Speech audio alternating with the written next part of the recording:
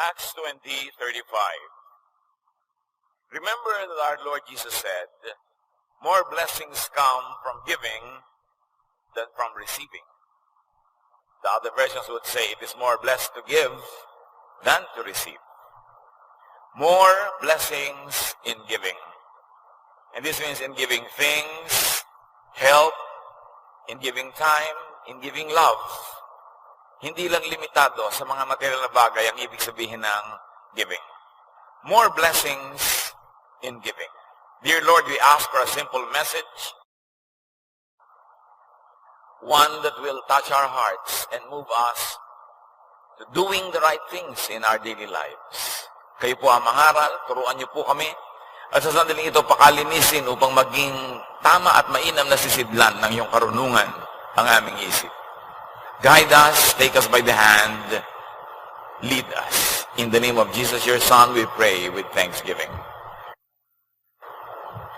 There is more blessing in giving because giving is commanded by God. Yung palang, blessing na kasi utos ng Diyos. Pag sinunod mo, naintindihan mo o hindi, alam mo man ang kauuwian o hindi, siguradong blessing yon kasi utos ng Diyos na tayo'y maging mapagbigay. Palabigay. And giving is exemplified by God. Siya na ang nanguna, nagbigay ng halimbawa sa pagbibigay. John 3:16, for God so loved the people of this world so much that He gave. Ganun na lang ang pag-ibig ng Diyos sa sangkatauhan at ibinigay niya at ang kasunod na ang kanyang kaisa-isang anak. Ang pag-ibig ay nangangahulugan ng pagbibigay. At ang Diyos na ang nanguna at nagbigay ng ganitong halimbawa. Giving is exemplified by Jesus and other godly people in the Bible. And even in our present life. Surely, giving is the best thing to do. In fact, Jesus gave the supreme sacrifice Himself. Ano pang pwede mong hindi ibigay ko ang sarili ay naibigay mo na. At dahil yun ang naging talab sa buhay ng mga mananampalataya. Sila rin naging palabigay. Acts 2:44-45, all the Lord's followers often met together, and they shared everything they had. They would sell their property and possessions and give the money to whoever needed it. Hindi communism o socialism ang umimbento ng ganitong economic and social norm. Ang mga mananampalataya kay Jesus ang nagpasimula nito. Ang mga tunay na mananampalataya ay nagturingan na magkakapatid at ang kulang ng iba ay ibinibigay nung may sobra at dumadating pa sila sa punto na nagbebenta sila ng mga lupain, mga ari-arian para itustos at ibigay sa mga nangangailangan. At ang kasunod na sinabi ng mga verses na ito, and the church grew. And the Lord added to their number daily those who were being saved. At ang kanilang preaching ay hindi salita, kundi gawa. At anong gawa ito? Pagbibigay sa kapwa. Sino nga naman ang aayaw na sumali sa ganyang uri ng kapatiran kung nagbibigayan at nagtutulungan? At gano'n na lang ang kanilang pagkaunawa ng kabutihan ng Diyos na dinaan sa pagbibigay ng kanyang anak na si Jesus, kaya ang bunga ng kanilang pananampalataya ay pagbibigay din. Kaya madaling malaman kung tayo'y tinatablan ng paniniwala natin kay Jesus, tayo'y nagiging mapagbigay. There is more blessing in giving because God promises to bless the giver. Hindi lang naman niya inutos, bagamat utos pa lang sapat ng dahilan para gawin, pero meron pa yon nakakambal na pangako na pagpapalain niya ang mga palabigay. Sa katunayan, sa sinabi ni Jesus na halimbawa o illustration nung paghuhukom sa dulo ng panahon, yun daw mga dadalhin sa kaharian ng Ama ay yung mga gumawa ng mabuti at nagbigay sa kapwa. Matthew 25:34 and 40. Story ito ni Jesus. Then the king will say to those on his right, my Father has blessed you. Come and receive the kingdom that was prepared for you before the world was created. Whenever you did it for any of my people, no matter how unimportant they seemed, you did it for me. Lahat daw ng ginawang mabuti sa kapwa, ituturing ng Diyos na ginawa sa kanya, kaya siya ang magbabayad, magtutumbas, magsusukli, maggagantimpala. At sa Proverbs 11:24, sometimes you can become rich by being generous or poor by being greedy. Yan daw ang batas ng Diyos, na payayamanin ka ng iyong pagbibigay at maaaring pagdahupin, paghirapin ka pag masyado kang sakim at makasarili. Baligtad, you keep that which you give away and you lose what you selfishly try to keep. There is more blessing in giving because the more people give, the more they receive. That is the rule of God. Sigon sa iyong ibinibigay, based on what you give, is what you will receive from God. Luke 6:38, if you give to others, you will be given a full amount in return. It will be packed down, shaken together, and spilling over into your lap. The way you treat others is the way you will be treated. Although these verses are often used in reference to giving donation, to giving offerings and tithes and everything, the original and the first meaning of this is giving forgiveness. At kung paano ka daw nagpapatawad sa kapwa, ganun ka rin patatawarin ng Diyos. Kung kuripot ka sa pagbibigay ng patawad, kuripot din sa iyo ang Diyos. Kung masagana kang magpatawad sa kapwa, masagana rin ang pagpapatawad sa iyo ng Diyos. Ang panukat na ginagamit mo sa iba, ang siyang gagamitin sa iyo. So dapat talaga mapagpatawad tayo, mapagbigay, dahil tayo'y maka-Diyos. At kung hindi ka naman talaga maka-Diyos, dahil lang matalino ka, magiging mapagbigay ka pa rin at mapagpatawad. Kasi kung ano ang ibinibigay mo sa kapwa, yun lang din ang ibibigay sa iyo ng Diyos. So, the blessing and the forgiveness that you receive from God is limited only by your own giving of forgiveness and giving of love to others. Ikaw ang nagpapasya kung paano ka itatrato ng Diyos. Yun ay kung paano mo tinatrato ang iyong kapwa. The more people give, the more they are protected from loss. Sasabihin ng iba, magbibigay pa ba ako? Kapos nga ako. Magbibigay ba ako? Kailangan ko ng puhunan. Magbibigay ba ako? Kailangan ko. Pero ipinangako sa Malakay 3:10-11, I am the Lord all-powerful, and I challenge you to put me to the test. Bring the entire 10% into the storehouse, so there will be food in my house. Then I will open the windows of heaven and flood you with blessing after blessing. I will also stop locusts from destroying your crops and keeping your vineyards from producing. Sabi niya, ako ang pinakamakapangyarihan sa lahat, di ba? At dahil sa kapangyarihan yan, batay sa kapangyarihan yan, hinahamon ko kayo. Subukan niyo ako. Buong-buong ibigay niyo mga ikapo sa storehouse. That meant the temple. The work of God. Sabi niya, so there will be food in my house. Yung iba nagtatanong, pwede ko po bang yung tithe ko ibigay ko sa isang pamangkin ko na mag-enroll? Yung ibang enrollment ng kapatid mo, ng pamangkin mo, house of the Lord. The work of the Lord ba yun? Ang context ito, nire-referan talaga, is a temple. So, gusto mo magbigay sa mga pamangkin mo sa charity, gawin mo yun, but hindi yun dinededuct sa yung tithes. Kasi yun ay para sa gawain talaga ng Panginoon. Very clearly, sinabi niya, so there will be food in my house, so there will be funds for the projects, so there will be funds to meet the obligations, and to send missions, and to do this and that. Sabi niya, at pag ginawa niyo yan, bubuksan ko ang bintana ng langit, at pababakain sa inyo ang pagpapalang malat tsunami. Sabi niya, at higit pa riyan, pipigilan ko ang mga balang, ang mga insekto, ang mga salot, ang mga peste sa pagsira sa inyong mga tanim. Ibig sabihin, kung ikay palabigay at matapat, the Lord protects your livelihood from all kinds of threats. Ipagtatanggol ka niya sa magnanakaw, sa mga manggagancho, sa mga maninira, sa mga manunuba, sa lahat. Amin galon. Subukan niyo ko. Nagpapasubok nga siya. There is more blessing in giving because the giver is in control. Masarap yung nagbibigay Ikaw ang may control ng sitwasyon. You can give what, when, where, to whomever, however you like. And the giver can derive great pleasure from such giving. If our heart is in the right place, we derive great pleasure when we give. Masarap magbigay pag ang puso nasa tama ng lugar. Hindi sumasama ang loob mo.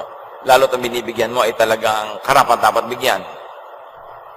O nangangailangan talaga hindi kayang tulungan ng sarili.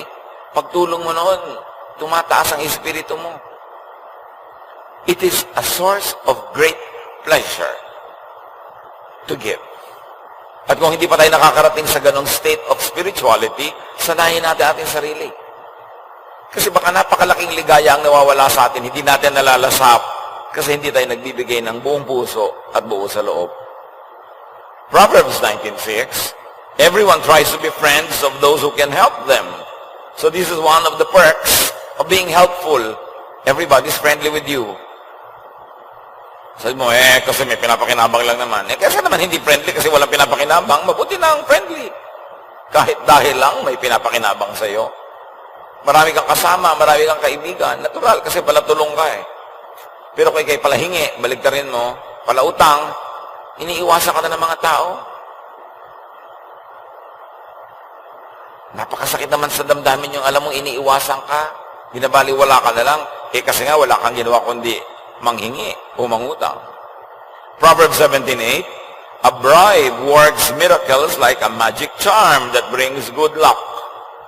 So, another form of giving, sabi nga nun, alam nyo, yung nagbibigay ng padulas, daig pa niya ng may virtud, daig pa niya ng may agimat. Doors open. Things move. People help them pag marunong silang magregalo. A gift opens doors, oils the machinery. A gift helps in improving ease in doing business. And this Proverbs 17:8 that said that. Alam niyo kung ano yung masamang bribe? Yung ginagamit sa court. Yung naglalagay ka sa mga justice, sa mga hukom, para yung masama palayain at yung mabuti ikulong. Yun ang masamang bribe. Lagi may nagtatanong, paano po yan? Pagka pinapamerienda po yung clerk, ang bilis-bilis kong lumakad ang papel ko. Di pa meriendahin mo. Ano naman ang masama doon? Pinamerienda mo pala, lumakad yung papel mo. Ang masama, yung nagbibigay ka sa hukom na yung guilty kong kamag-anak, huwag mong pagiltihin ha. O kaya yung hindi guilty na itinakdal ko, yun ang pagiltihin mo. Heto ang bribe. Yun ang napakasamang bribe kasi mayroong napapahamak. Pakain ka lang naman ng clerk sa City Hall, binigyan mo ng turon, ano na ba naman yun? Kahit nga hindi siya clerk doon masama na bang magpakain ng kapwa-tao? Sabi ng Proverbs 17:8, a bribe is a charm to its giver. As long as it is not to thwart justice, not to pollute correctness in the rendition of justice. Laging may konteksto ang mga verses. There is more blessing in giving because deeper happiness, deeper satisfaction is not in keeping but in giving.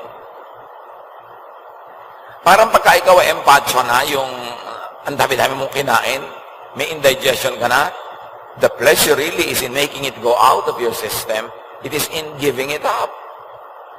There is great pleasure in letting go, especially of your biological processes. Ganon din yung mga bagay, may pleasure yung pagbibigay. Proverbs 11:26, people curse the one who hoards grain, but they pray God's blessing on the one who is willing to sell. Of course, the context is may tag-gutom, people, traders, are hoarding grain para taasan ang presyo, ayaw nila magbenta, at sa ganun daw mga panahon, sinusumpa ng mga tao yung ayaw magbenta, at idinadala nilang pagpalain pa ng Diyos yung nagbebenta, lalo sa mababang halaga. In other words, yung nagbibigay at nagdaramot, magkaiba na magiging trato mula sa mga tao, and the more giver the person is, the more siya ipapanalangin ng kapwa. Proverbs 11:25, a generous person will prosper. Whoever refreshes others will be refreshed. Napapansin nyo ba kahit sa mga kamag-anak, yung kamag-anak, kaibigan, kapitbahay na palabigay, siya itong hindi maubos-ubusan na binibigay. Yun namang maramot, laging wais, laging nang lalamang, siya naman yung laging kapos. O kaya ang dami-dami niyang naipon sa kanyang pagiging makunat, tapos isang dilubyo lang, ubus agad, wala lahat. Baliwala ang kanyang buong karamutang inipon. That is why giving is better than receiving. There's a very big problem with give me. Bigyan mo ako. Malaki ang problema niyan because people do not usually give. People do not usually give as you want them to. Pagka ikay pala hingi, pala asa, malamang mabibigo ka lang lagi. Kasi hindi naman laging ibibigay sa iyo ng tao ang gusto mong ibigay niya. So kung ang mode ng iyong buhay ay manghingi kaysa magbigay, maraming beses you will only be frustrated. Because people who ask, people who depend on others are bound to be frustrated. One other difficulty, kung nando ka sa receiving end at hindi sa giving end, recipients are not in control. In fact, recipients could be controlled because recipients could get indebted. Pag ikaw ang nagbibigay, para ka lang boss. Ikaw ang nagbibigay kahit na hindi nakakatawa yung joke mo, tawanan ng mga tao kasi may regalo ka, may bigay ka. Pero kung ikaw yung binibigyan, baligtad. No? Wala kang kontrol. Kung ano lang ibigay sa'yo, kung kailan ibigay, magkano ibigay. Tapos, nakatali ka, may utang na loob ka. May utang ka na pera, may utang ka na bagay, at may utang na loob ka pa. Proverbs 22:7, the borrower is slave to the lender. Ang nangungutang ay alipin ng nagpapautang. Kahit pa nagbayad ka na, o kahit nagbabayad ka, o kahit matagal ka ng bayad doon sa utang mong pera, paano yung utang na loob? Kaya mamimili na rin lang tayo. Saan ako pupwesto? Sa nagbibigay o sa tumatanggap? Mas maraming kaligayahan, mas maraming kalayaan at kasiyahan yung nagbibigay kaysa tumatanggap. Kaya dapat ang tao, sa abot kaya ng lakas, maging masigasig na kumita para hindi siya manghingi at kumita ng sobra para siya pang magbigay. Dapat sikapin ng tao na hindi siya palaasa. At kung umaasa man siya paminsan-minsan, hindi lagi. At kahit siya umaasa at nabibigyan, nagsusukli siya kahit paano. Hindi yung pagka nagsalita yung nagbibigay sa'yo, para ka ng pinitpit na luya, wala ka nang masabi. Bow ka na lang ng bow kasi get ka ng get. It's not a dignified way to live. To be receiving all the time. Unless you're too old, too young, or too sick. And I always emphasize that. Pero ang dami-daming malalakas ng katawan, palahingi. Sila pa yung malakas gumastos. Sila pa yung tampurista pag hindi nabigyan. At sila pa yung maluho. Ephesians 4:28. If you are a thief, quit stealing. Be honest and work hard so you will have something to give to people in need. Kung dati kang nagnanakaw, tumigil ka na ng pagnanakaw. Baliktarin mo ang buhay mo, maging malinis ang iyong kalooban, maging matapat ka, magtrabaho kang mabuti, para yung kailangan mo, ikitain mo, at higit pa riyan, sumobra pa sa kailangan mo ang kita mo para may maibigay ka naman sa mga tao na nangangailangan, mabaligtad naman. Yung dating ikaw lagi ang binibigyan, gawin mong ambisyong ikaw naman ang makapagbigay. Gaano karami sa mga binibigyan na tumihingi ang may ambisyong sa pinakamadaling panahon, sa abot ng aking makakaya, babaligtarin ko ito. Ate, bigay ka ng bigay sa akin sa pag-aaral ko. Tatapusin ko agad ang pag-aaral ko, o di ko man matapos ito, pag nagtrabaho ako, susuklian naman kita, bibigyan kita. Pagpapahingahin kita. Kuya, ikaw ang gastos ng gastos sa mga magulang natin. Kasi wala akong kaya ngayon. Pero ang ambisyon ko, makapagtrabaho, makapagnegosyo, kumita para makapagpahinga ka naman sa pagbibigay at ako naman ang magbibigay. Pero maraming tao baligtad. Pagka may kuya o ating nagsimulang magbigay, hanggang kamatayan na yon. Mapapasubo ka na ikaw lagi at ikaw lagi at ikaw lagi. Kasi yung iba, iaasa na sa'yo. Ay, mayaman naman siya. Ay, may pera naman siya. Maluwag naman siya sa buhay. Hindi yun ang point. Ikaw ba? Natulungan ka ba nitong tinutulungan ng kuya mo? Pinalaki ka ba ng magulang nyo? Pinalaki ka ba ng mga taong ito? Tinulungan ka ba? Yes. Therefore, magsukli ka rin. Kahit na may nagbibigay na sa kanila na mas mapera sa'yo, ikaw may obligasyon pa rin magbigay. Dapat ang obligasyon ng tao, lalo't nakatanggap, ibalik na rin yun at siya naman ang makapagbigay. Hindi yung lagi na lang na iaasa mo. Exempted ka na dahil lang mahirap ka. Asking, receiving, could be stealing. Hindi lang yung nandurukot, nagnanakaw, pumapasok sa bahay ng may bahay o nag-hack ng mga bank accounts na nagnanakaw. Pag hingi ka ng hingi, pwede rin yung ituring na pagnanakaw. Receiving what you do not earn or you do not deserve is stealing. Halimbawa, tanggap ng suporta mula sa iyong tiyo, tiya, ate, kuya, kung sino man. Deserve mo ba? Bakit ka naman sinusuportahan? Dahil ang aga mo nag-asawa, nagkaroon ng mga anak, tungkulin na nilang suportahan ka. Bakit? Tinulak ka ba nila mag-asawa? Tinulak ka bang magkaroon ng anak ng maaga? Nagkaanak ka na maaga, di maghanap buhay ka para buhayin mo yung anak mo. Hindi iaasa mo sa iba. Yung umaasa ka sa iba na hindi mo naman deserve, hindi mo na-earn, hindi mo itinanim, tapos umaani ka, stealing yon. Because you don't deserve it. It is not rightfully yours. Receiving what is wrongfully acquired, and receiving when the giver unwillingly or unjustly suffers, when giving to you, that is stealing. Yung kuya mo na sana'y nakakapanligaw man lang, nasa edad na, pwede na makipag-date, hindi mo lang makapag-date dahil hingi ka lang hingi, stealing yun. Ninanakaw mo yung kaligayahan niya Ninanakaw mo yung budget niya. Tapos ikaw wala namang ginagawa sa buhay, hingi ka ng hingi. Dapat ang mga tumatanggap, ang ambisyon, pagpahingahin yung nagbibigay. Hindi yung nagpaplano agad, ano kaya hihingin ko next month? Ano kaya susunod kong hihingin? Bakit? Ano ang tanim mo? At kung minsan, nagtanim ka lang naman na isang buto, 3 kaing na yung naani mo, di ba parang sobra na yon sa tinanim mo, yung inaani mo? Nagawan mo lang ng kaprasong mabuti nung unang panahon, habang panahon ka na ngayong umaasa at humihingi, hindi na katumbas ng ginawa mo sa kanya, yung ginagawa niya sa'yo. Pag ninakaw na rin yun. Dapat nating expand ang ibig sabihin ng pagnanakaw.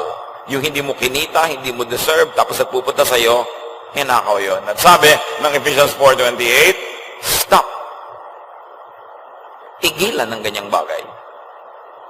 Ang kahanga-hanga, ang marapat, the ideal is to move from getting to giving.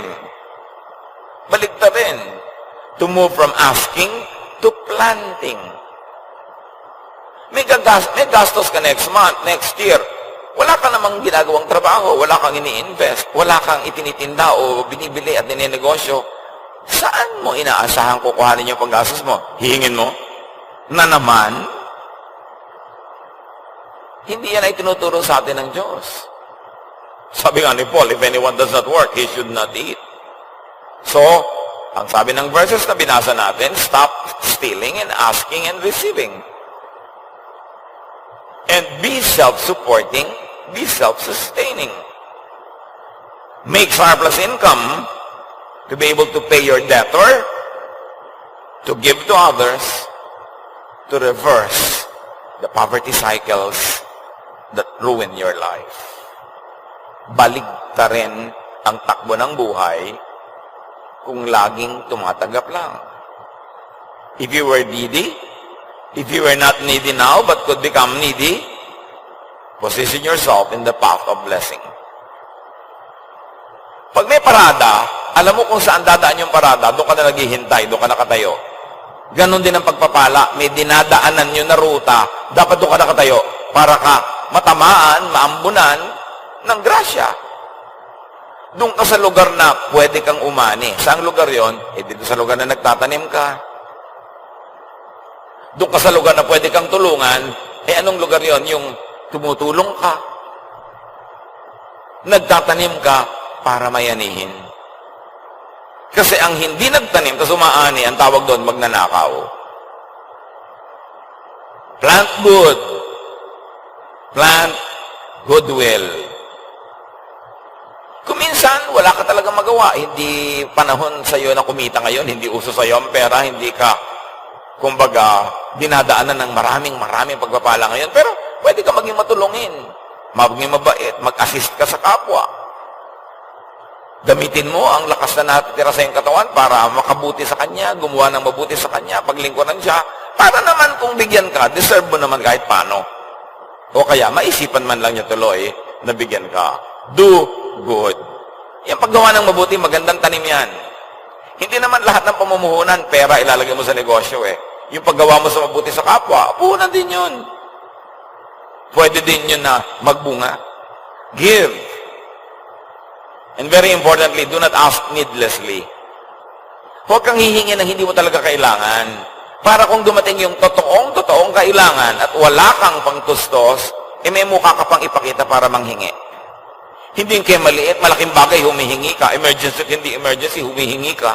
Pati pang party, pang forma, pang iabang, hinihingi mo pa. Pagdating ng panahon na naputol yung paa mo at kailangan niya ng karugtong nabibili na paa, kahit paa ng baka, pata, crispy pata, pag humingi ka naman sa kapwa mo, tulungan ka kasi hindi pa pagod at sawa sa paghingi mo. So in other words, huwag mong gamitin yung credit line mo in a very foolish way. Ireserba mo yung goodwill. Do not ask needlessly, and do not ask too much and too long. Makahalata ka na ilang buwan ka nang binibigyan, ilang taon ka nang binibigyan. Kailan titigil yon? Pag lang patay na yun, nagbibigay sa'yo?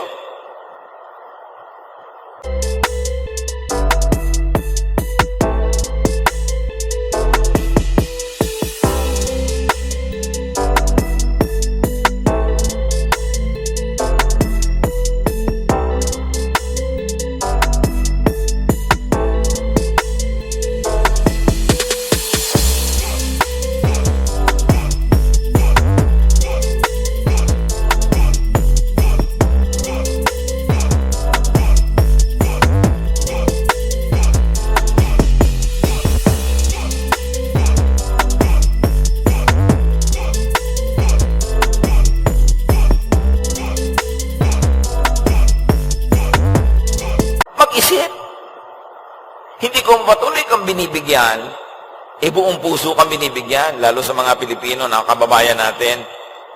Minsan talagang ang sama na ng loob mo, wala ka na maibigay, hirap ka na, pero hindi mo pa rin pinapahalata, binibigay mo pa rin. Pero yung bang ganong kagandahang loob ng nagbibigay, dapat nating magsamantalahan. Hindi kumikibo ay hindi nagdurusa. Hindi kumikibo ay madali sa kanya ang ginagawa niya. Baka hindi lang talaga siya paladaing. So be kind to others. Especially be kind to your giver. And be kind to your potential giver. Bata ka pa. Ang sungit-sungit mo sa mga bata. Malakas ka pa, kayang-kayang masuporta ng sarili mo. Pero hindi mo ba naiisip, baka dumating ang panahon na mabuhay ka na lang sa awa ng mga batang ito na sila na yung may edad at ikaw ay super tanda na, hindi mo ba naiisip na pwede mo sila maging potential givers? Hindi mo ba naisip na yung kapitbahay, pwede mong maging potential giver? Kung wala kang kotse, wala kayong sasakyan, malayo kayo sa sibilisasyon, tapos madaling araw, naghihingalo ka, madala ka man lang sa ospital dahil meron siyang sasakyan. Hindi mo siya kailangan ngayon, ibig sabihin, hindi mo na siya kakailanganin kahit kailan. Kaya napakalaking kahangalan na makipag-away sa kapitbahay. Makipag-away sa mga nasa paligid. Kasi pag bigla ka nanigas at nagpagulong-gulong dyan, yung nasa paligid mo dadampot sa'yo. Be kind to your potential givers and helpers. Proverbs 11:17, kindness is rewarded. It's a rule. If you're kind, you'll be rewarded. Hindi laging doon sa ginawan mo ng mabuti dadaan ang pagpapala sa'yo, kung minsan sa iba, pero babalik at babalik sa'yo ang inihagis mo sa langit. Kung ang inihagis mo ay kabutihan, kabutihan ang babalik sa'yo. Pag ang inihagis mo ay kasamaan, kasamaan ang babalik sa'yo. Kaya mga tao nagtataka, bakit kaya nagkakaganito yung buhay ko? Isipin mo kung anong inihagis mo nung araw sa langit. Kasi kung yan ang bumabalik, ibig sabihin, yan ang hinagis mo. Hindi naman pwede magkamali ang Diyos. Yung hinagis mo sa iba tumama. God is just. Galatians 6:7, you will harvest what you plant. Especially self-reliance and non-dependence. Pag sinanay mo ang sarili mo maghanap buhay, sinanay mo ang sarili mong magtiis kung wala, huwag manghingi na manghingi lagi, sinanay mo ang sarili mong maging productive and fruitful, babalik at babalik yan. Invest in yourself. Train yourself to be fruitful para hindi ka humihingi, ikaw pa ang nagbibigay. 2 Corinthians 9:6, remember this saying, a few seeds make a small harvest, but a lot of seeds make a big harvest. Konti ang tanim, konti ang ani. Maraming tanim, maraming ani. Invest in, give to many ventures. Give to many potential helpers and givers. Ecclesiastes 11:1-2. Be generous and someday you will be rewarded. Share what you have with 7 or 8 others because you never know when disaster may strike. Sabing ganun. Maging palabigay ka at magagantimpalaan kapag dating ng araw. Magbigay ka sa 7, 8 iba-ibang tao kasi hindi mo alam kung sino dyan ang magsusukli. Kung sino dyan ang magbabalik sa'yo. So don't put all of your eggs in just one basket. Don't be kind and nice to just one person.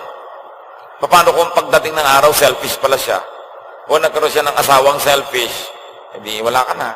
O ang bait-bait niya, bigla siyang nadaganan ng natutumbang puno ng kamatsile. Natusok siya ng tinik ng kamatsile at na-infect siya at bigla siyang namatay. At di wala na, kaisa-isa lang yung minahal mo, namatay na, wala na. Kaya sabi, damihan mo. Be kind to many. Ganon din yung negosyo. Huwag lang isa. Diversify a little bit. Para pag hindi uso yung isa, hindi kumikita, may isa ka pang pwedeng asahan. Don't put all of your eggs in one basket. At huwag kang kung may isang ginawang tama ay tama na. Dapat sige ka pa ng sige. Kasi hindi natin alam kung alin sa mga project natin ang makiklik. Ecclesiastes 11:6, plant your seeds early in the morning and keep working in the field until dark. Who knows? Your work might pay off and your seeds might produce, or whether both will do equally well. Sa ganoon, may ginagawa ka ng ganito, may ginagawa ka pang iba. Hindi isa lang. Para pag inabot ng dilubyo yung ginagawa mong isa, may isa ka pang pwedeng sandalan at asahan. And remember, in the context of our topic, giving is actually investing. Kaya mga maramot hindi nagbibigay, ang totoo, hindi sila namumuhunan, so huwag silang umasa ng tubo. Huwag silang umasa ng harvest kasi hindi sila nagtanim. But beyond just investing, give for enjoyment. Isang sikretong balong ng kaligayahan ang pagbibigay basta't galing sa puso. At hindi masama na sa paggawa mo ng mabuti sa kapwa ay umaasa kang gagawa ka niya ng mabuti. Normal lang yon. Hindi masama sa isang magulang na ibigay ang lahat-lahat sa kanyang mga anak at inaasahan niyang pagdating naman ng araw ay ibigay ng mga anak niyang lahat-lahat sa kanyang katandaan. Hindi masama yon. That's the law of life. 1 Corinthians 9:10, whoever plows and threshes should be able to do so in the hope of sharing in the harvest. Sino man daw ang nagbubungkal ng lupa, nag-aani, dapat ginagawa niya dahil umaasa siya na meron siyang parte sa ani. Hindi siya bungkal ng bungkal, tanim ng tanim, hirap ng hirap, tapos wala naman pala siyang mapapala. So hindi masamang mag-isip na may mapapala ako sa ginagawa kong mabuti. Normal lang yun. That's the law of nature. Plant to harvest, and it's not wrong to expect to harvest if you planted. Ikaw na tinaniman ng mabuti, ginawa ng mabuti, ang masama ay kung di ka magsukli, di ka magbalik, di ka magbigay. 2 Timothy 2:6, and farmers who work hard are the first to eat what grows in that field. Yung naghihirap sa'yo, yun ang dapat unang makinabang kung ikaw ay mabunga na. Nagtaguyod sa'yo, nagmahal sa'yo, nag-alaga sa'yo, tumulong sa'yo, nagpahiram sa'yo, nagpautang sa'yo, yun ang dapat makinabang pag ikay mabunga na. Huwag mo dapat kinakalimutan yun. Na parang walang nangyari. Maraming mga kapatid, matapos paghirapan at tulungan ng kanilang mga ate, mga kuya, maging ng kanilang magulang, oras na nagkaasawa na, nagkaka-amnesia. Wala nang alam na gawa ng mabuti, kundi asawa niya, at kung nagkaanak, yung anak niya, nakalimutan na yung magulang.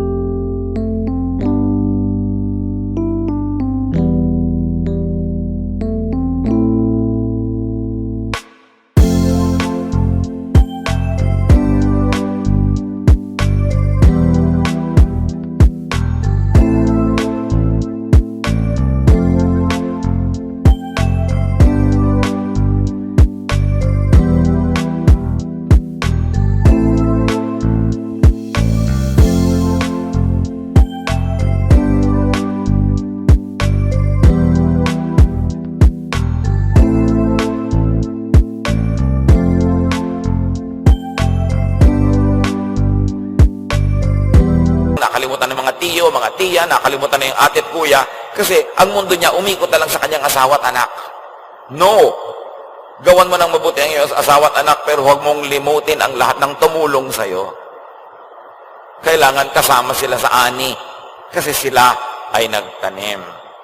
Kaya masama naman yung asawa ka ngayon, sinosolo mo na lang tong asawa mo, sinosolo mo ang kita niya, inilalayo mo sa mga kamag-anak. Bakit? Ikaw ba nagpakalaki dyan? Ikaw ba nagpaaral dyan sa napangasawa mo? Hindi naman. Tapos gusto mo, ikaw na lang aani?